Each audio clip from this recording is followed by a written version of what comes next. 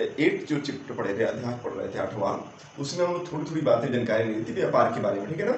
जैसे हम लोगों ने श्रेणी जो देखा था ना, श्रेणी पढ़ा था ना, संघ था, व्यापारियों को संघ था। व्यापारी का काम क्या होता है, एक जो प्रोडक्ट है उसको क्या करेगा ना, मार्केट में फैलाना, ठीक है ना, जहाँ से वो अपने देश में हो या उसे बाहर ले जा करके उसको मार्केटिंग करने का काम करते थे वो लोग, व्यापारी लोग। ठीक, व्यापारी का काम तो यही होता है ना कि सामान को यहाँ से खरीदे हम दूसरे जगह बेच दिए, ये काम था उन लोगों का।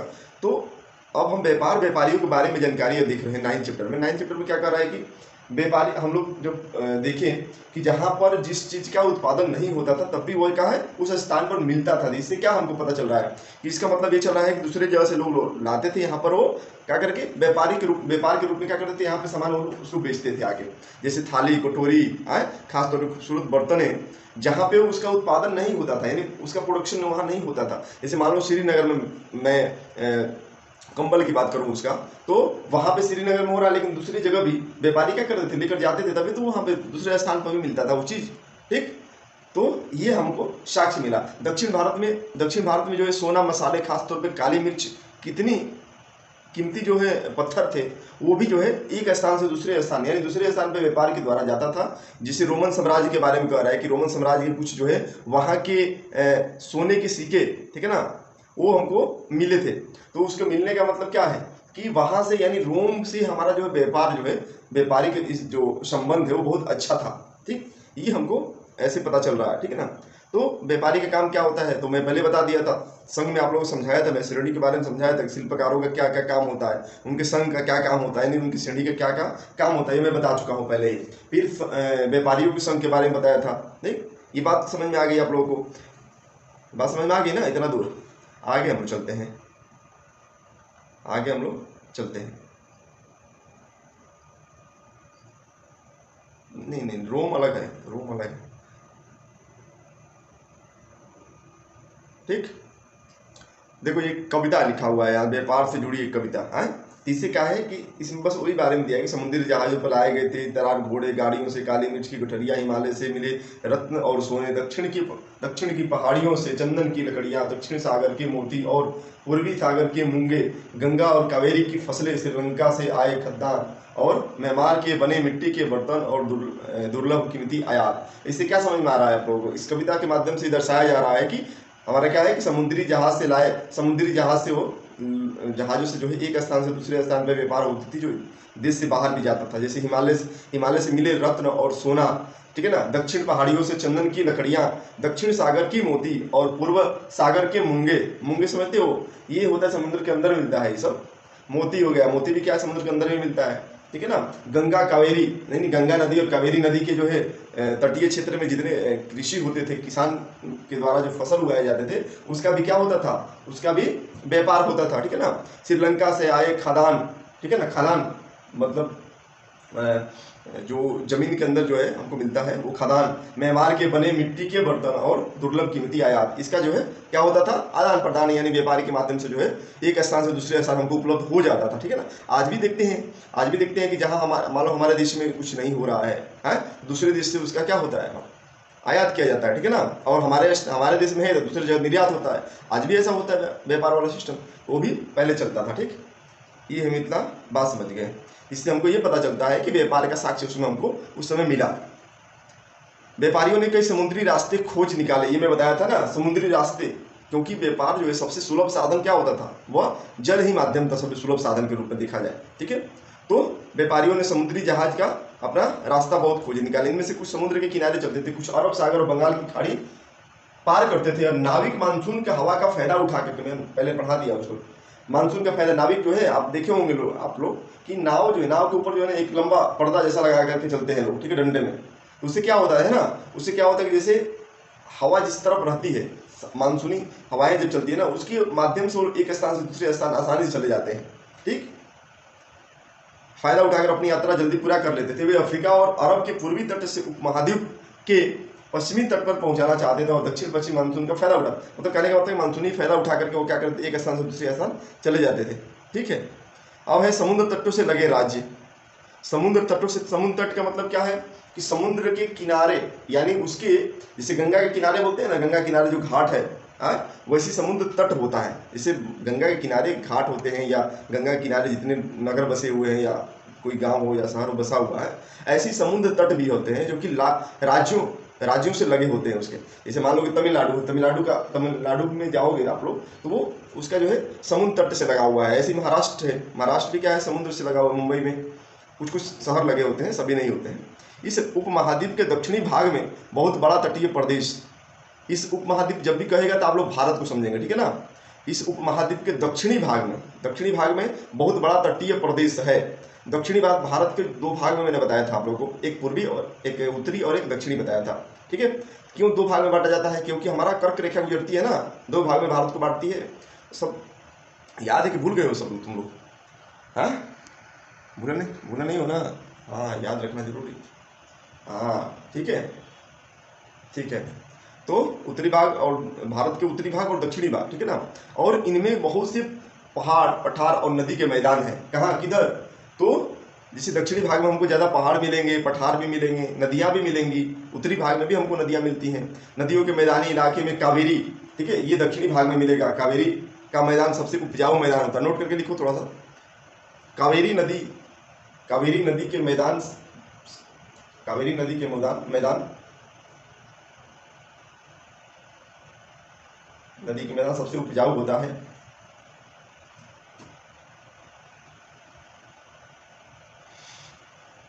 ठीक है, तो मैदानी कावेरी नदी जिसे हमारे उत्तर में जो है गंगा नदी के किनारे जितने आपको क्षेत्र मिलेंगे, उसका मैदान मिलेगा, उस क्षेत्र में जो है कृषि बहुत उपजाऊ भूमि होती है। ऐसी ही कावेरी नदी है, उधर दक्षिण में उपजाऊ है।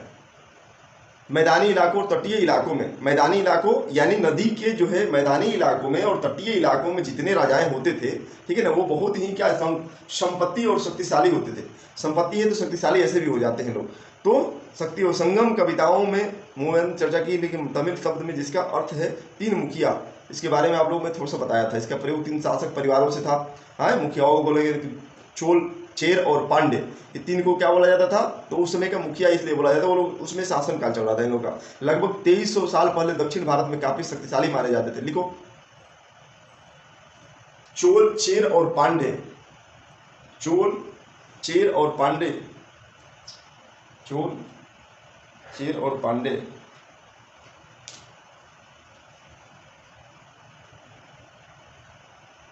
जो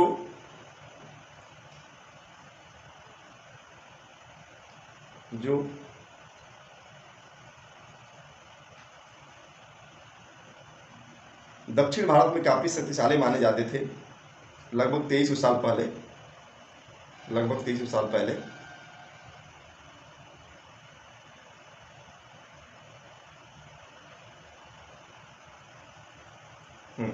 लगभग 2300 साल पहले चोल, चेर और पांड्य राजाओं का या शासकों का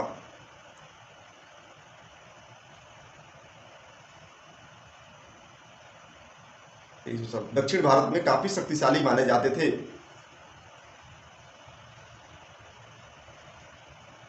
काफी शक्तिशाली माने जाते थे। हो गया? इन तीनों मुखियाओं के अपने दो दो सत्ता केंद्र में से एक तटीय हिस्से में, दूसरा अंदरूनी हिस्से में। तटीय क्षेत्र मतलब कि समुद्र के किनारे वाला जो क्षेत्र था वो तटीय क्षेत्र माना जाएगा। अंदरूनी कौन सा माना जाएगा? नदी वाला मैदान क्षेत्र है, ठीक है। दो केंद्र माने जाते थे उन लोगों के। एक केंद्र होता था जहाँ कृषि ज्यादा होती थी, फिर तटीय क्षेत्र भी वो लोग अपना केंद्र बना के रखे होते। इस तरह 6 केंद्रों में दो बहुत महत्वपूर्ण थे। 6 केंद्र, तीन लोग थे, दो दो केंद्र अपना बनाए थे, 6 केंद्र हो गया। इन चोलों का पतन पुहार और कावेरी पट्टनम और दूसरे पांडे की राजधानी मदुरै, इसको नहीं लिखना है। ये मुखिया लोगों के नियमित कर के बजाय उपहारों की मांग करते थे। कभी कभी ये सैनिक अभियानों पर भी निकल पड़ते थे और आसपास के इलाकों से शुल्क वसूल कर लाते थे। तीन लोगों का काम क्या था कि ये जो शासक थे वो लोग क्या करते थे कि नियमित कर के बजाय, नोट करके लिख लो इसमें, चोल, चेर और पांड्य शासक नियमित कर नहीं लेते थे। उसके बजाय उपहार की मांग करते थे, उपहार की मांग करते थे। अब हम लोग महाजनपद में पढ़ा था ना कि क्या हो गया, उपहार जब राजाओं को दिया जाता तो उसके बदले वो लोग, उपहार के बदले क्या कर दिया वो लोग, एक कर सिस्टम यानी नियमित कर सिस्टम प्रणाली शुरू कर दी। लेकिन ये लोग जो है तीनों शासक जो थे, ये कर नियमित करके कर को अलग कर दिया, छोड़ दिया उसको। उसकी जगह पे क्या करने लगा, उपहार की मांग करने लगे जनता से कि आपके पास कुछ भी है तो हमको अपने मन से दान करें, उपहार के रूप में दें। ठीक है, मांग करते थे। लिखा गया, जल्दी बोलो। ठीक है, कभी कभी ये सैनिक लिखना नहीं है, कभी कभी ये सैनिक अभियानों पर भी निकल पड़ते थे और आसपास के इलाकों में शुल्क वसूल कर लाते थे। आगे लिखो, तीनों शासक, ये तीनों शासक, तीनों शासक जब सैनिक अभियान पर निकलते थे, जब सैनिक अभियान पर निकलते थे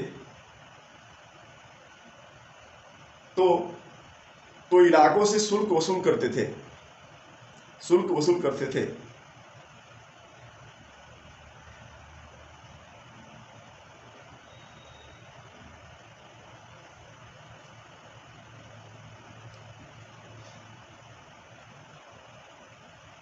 आगे,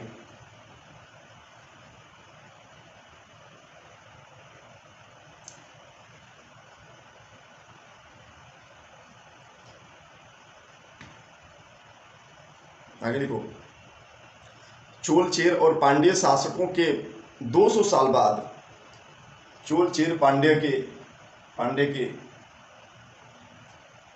ये तीनों नाम याद रखना, आगे आगे तो आप लोग ध्यान पर रखना ये तीनों नाम, ठीक है, आगे पढ़ाया जाएगा इसके विस्तृत। चोल चेर और पांड्य शासकों के लगभग 200 साल बाद, हो सकता है कि मैं तीनों शासक के बारे में एक स्पेशल में उसको पढ़ा करके मैं पूरा डाल दूंगा, तो भी तब भी ध्यान रखना ही नाम। चोल चेर पांड्य के लगभग 200 साल बाद पश्चिम भारत में सातवाहन नामक राजवंश का प्रभाव बढ़ गया। सातवाहन के भी हमको बारे में पढ़ना है, सातवाहन वंश के बारे में। सातवाहन नामक राजवंश का प्रभाव बढ़ गया। सातवाहन राजवंश के प्रमुख राजा, राजवंश के प्रमुख राजा गौतमी पुत्र सतकर्णी था, गौतमी पुत्र सतकर्णी था। जैसे हम लोगों ने पढ़ा था मौर्य काल में ना कि मौर्य वंश की जो है क्या हुआ, प्रभाव बढ़ गया। हम चलो धीरे लिखवा, प्रभाव बढ़ गया, बढ़ गया नहीं, बढ़ेगा, ठीक है। उसके आगे लिखो, सातवाहनों का सबसे प्रमुख राजा गौतमी पुत्र सतकर्णी था। जैसे हम लोग मौर्य काल में पढ़े थे कि चंद्रगुप्त मौर्य, उनके बिंदुसार लड़के थे, उनके लड़के जो है अशोक, ये तीन लोगों के बारे में जैसे हम लोगों ने पढ़ा था, वैसे ही सातवाहन राजवंश का अगर सबसे हम कहेंगे कि प्रमुख राजा के रूप में, तो वो गौतमी पुत्र जो है वो सतकर्णी था। हो गया, गौतमी पुत्र सतकर्णी था।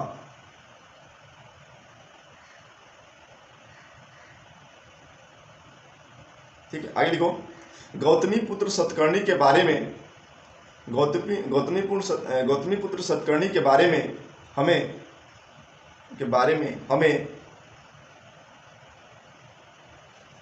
उसकी माता गौतमी बलसिरी, माता का नाम क्या था, गौतमी, पूरा नाम था गौतमी बलसिरी,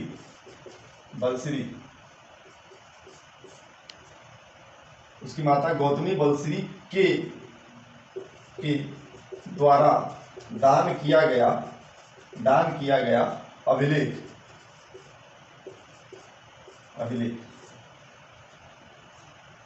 दान किया गया अभिलेख से पता चलता है, यानी हमें गौतमी पुत्र सतकर्णी के बारे में उसकी माता के द्वारा एक अभिलेख दान किया गया था, उससे हमको क्या है, उसके बारे में पता चलता है कि ये कैसे प्रमुख राजा था उस समय का। ठीक है ना, उस समय का प्रमुख राजा कैसे था, इसके बारे में हमको पता चलता है। आगे लिखेंगे,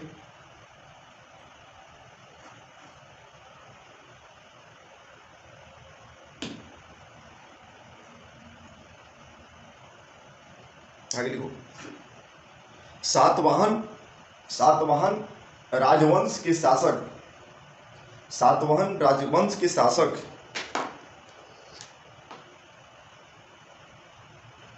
दक्षिणापथ मतलब दक्षिण की ओर जाने वाले रास्ते, ठीक है ना।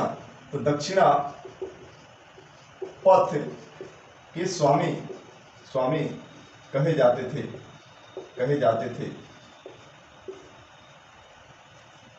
स्वामी कहे जाते थे।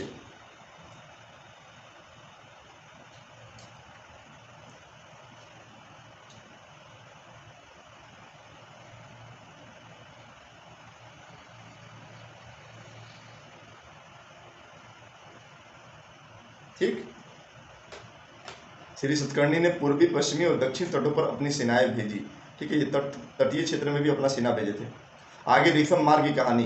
कीमती चमकीले रंग और चिकनी मुलायम बनावट की वजह से रेशमी कपड़े अधिकांश समाज में बहुमूल्य माने जाते थे। आज भी रेशमी कपड़े जो है हमारे समाज में जो है उसका महत्व है। रेशमी कपड़ा तैयार करना एक जटिल प्रक्रिया थी। रेशम के कीड़े से कच्चा रेशम निकाल करके सूत कताई होती है और फिर उसे कपड़ा बुना जाता है। रेशम बनाने की तकनीक और आविष्कार सबसे पहले चीन में करीब 7000 पहले हुआ था। लिखो, रेशम बनाने का तकनीक का आविष्कार रेशम बनाने की तकनीक का आविष्कार सबसे पहले चीन में करीब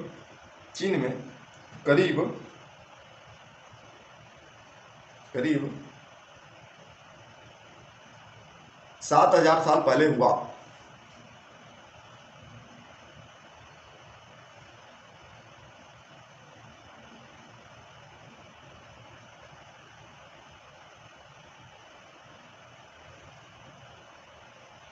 हो गया। आगे लिखो।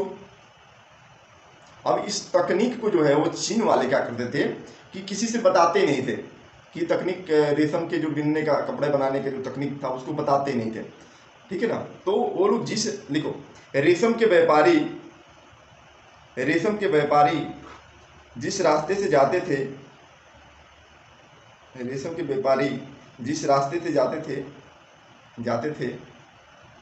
या यात्रा करते थे उसको रेशम मार्ग या सिल्क रूट के नाम से जाना जाता था।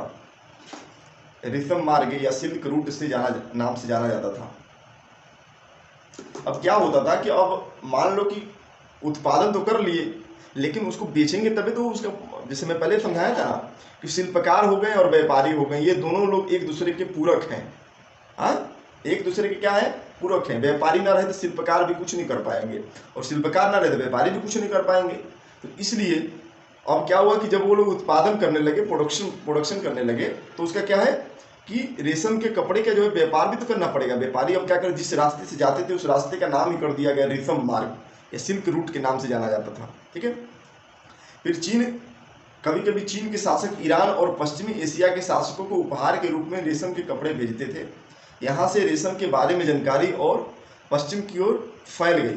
करीब अब देखो उपहार क्यों दिया जा रहा था। मान लो कि हम किसी देश में अपना व्यापार फैलाना है, तो उस देश के जो है सबसे प्रमुख जो व्यक्ति है उसको हम आज भी देखते हो ना, तुम लोग का ऐड देखते हो, प्रचार देखते हो ना।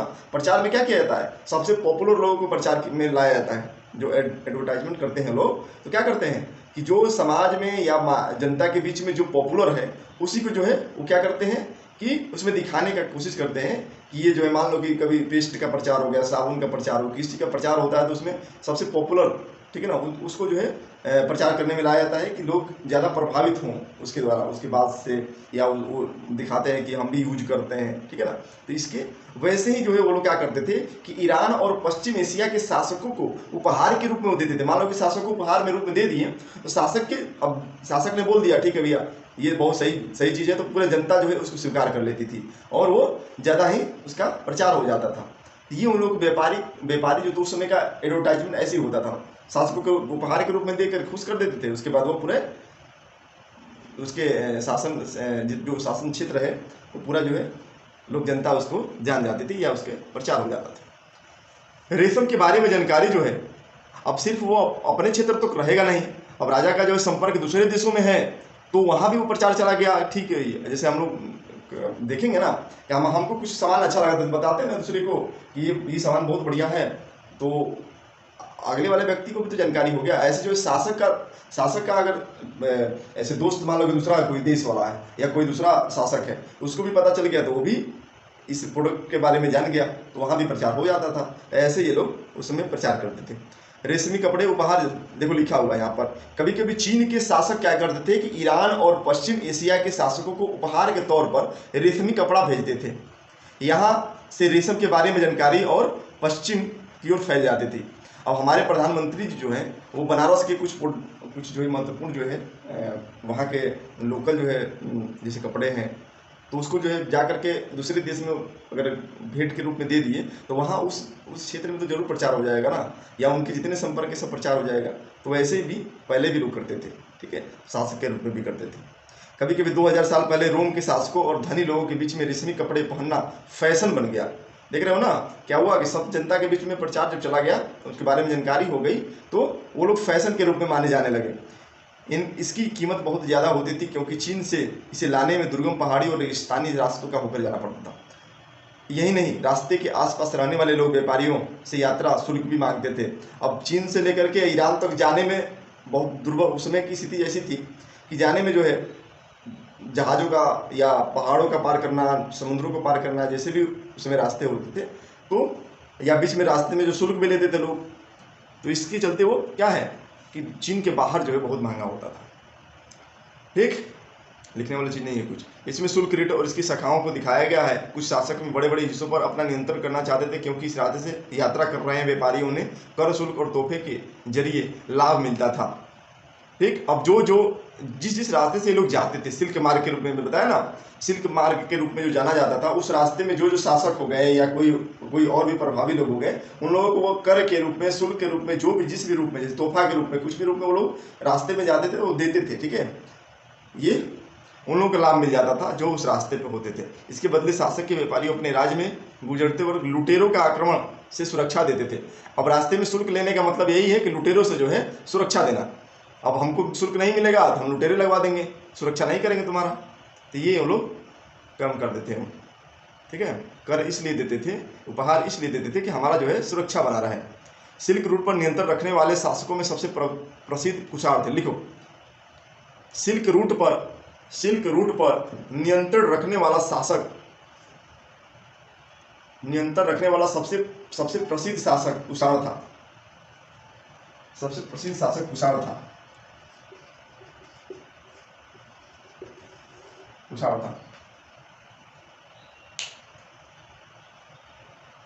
ठीक है, आगे लिखो।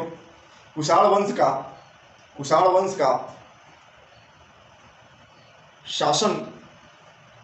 शासन लगभग 2000 साल पहले मध्य एशिया और पश्चिमोत्तर भारत पर था।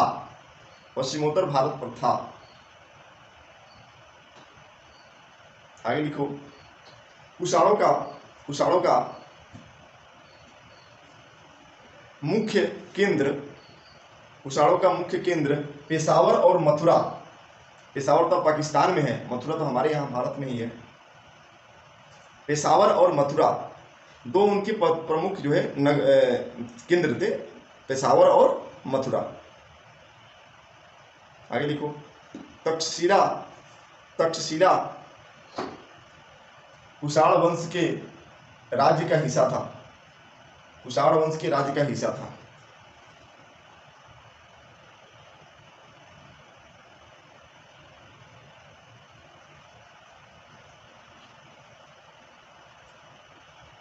हो गया। कुषाण वंश के शासन काल में ही सिल्क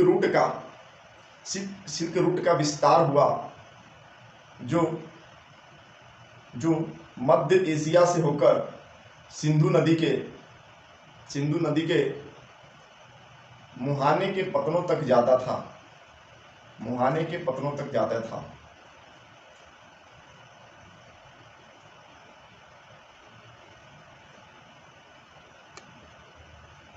मुहाने के पत्थर मतलब सिंधु नदी जाकर जिस समुद्र में मिलती थी वहां तक जो है रास्ता जाता था सिल्क का, ठीक है, जाता था। फिर यहाँ से लिखना नहीं है, फिर यहाँ से जहाजों द्वारा रेशम पश्चिम की ओर रोमन साम्राज्य तक पहुंचता था, ठीक है। तो कहाँ से, तो हमारा जो नया जो सिंधु नदी के मुहाने तक जो है नदी के माध्यम से पहुंचे, उसके बाद जो है वो समुद्र के माध्यम से पहुंचता था दूसरे देश। इस उपमहाद्वीप में सबसे पहले सोने के सिक्के जारी करने वाला शासक पड़ा, लिखो।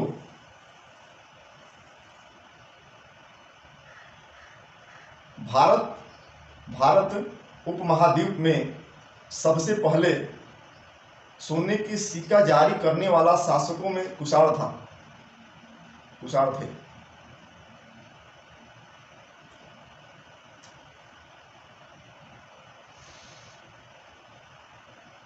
कुषाण थे।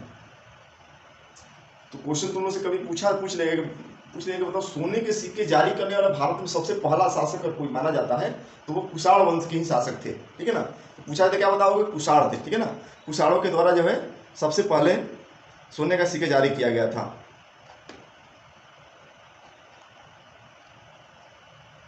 हो गया इतना।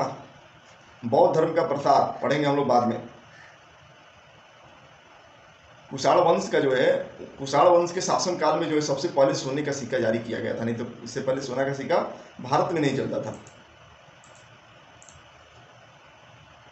हो गया सबका, जल्दी बताओ, कोई दिक्कत।